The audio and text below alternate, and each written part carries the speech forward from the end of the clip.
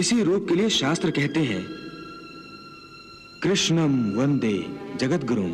फूल की भांति हमारे शरीर अपने प्रकृति के कारण जन्मते हैं, बच्चे बनते हैं, जवान होते हैं, फिर वही जवानी मुरझाने लगती है जिसे बुढ़ापा कहते हैं। और उस वृद्ध शरीर को जब आत्मा छोड़ देती है तो उस शरीर की मृत्यु हो जाती है।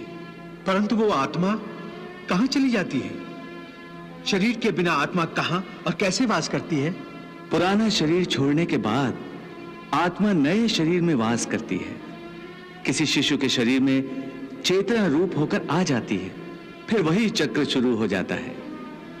फिर वही जन्मना, रेंगना, उठकर चलना, फिर लड़खड़ाना और गिर जाना। ये सब शरीर के कौतुक हैं।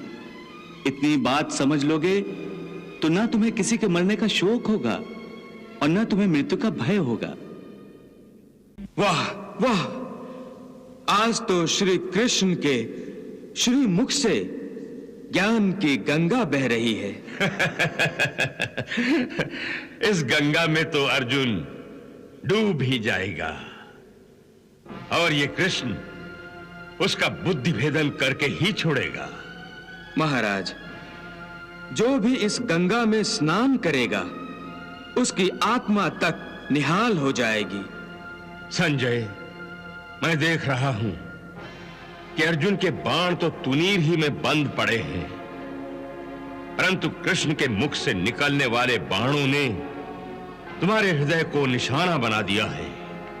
महाराज, बात ही दिल को छू लेने वाली हो तो कोई क्या कर सकता है?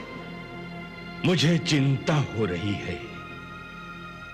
लगता है तुम्हारी तरह अर्जुन भी कृष्ण की बातों के चक्रव्यूह में फंस जाएगा,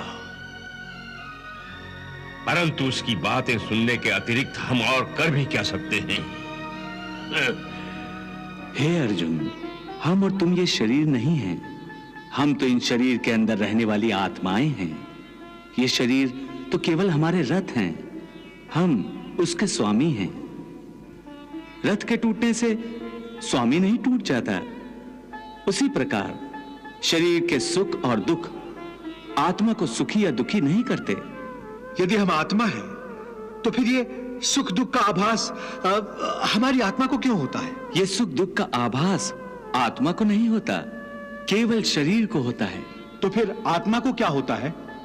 आत्मा को कुछ नहीं होता, क्योंकि ये होना न होना, सुख दुख, सर्दी गर्मी, ये सब प्रकृति के नियम हैं। आत्मा तो अविनाशी परमात्मा का अंश है, इसलिए आत्मा प्रकृति की सीमा से बाहर है। आत्मा अचिंत्य है, मानवीय चेतना के चिंतन के घेरे में नहीं आती।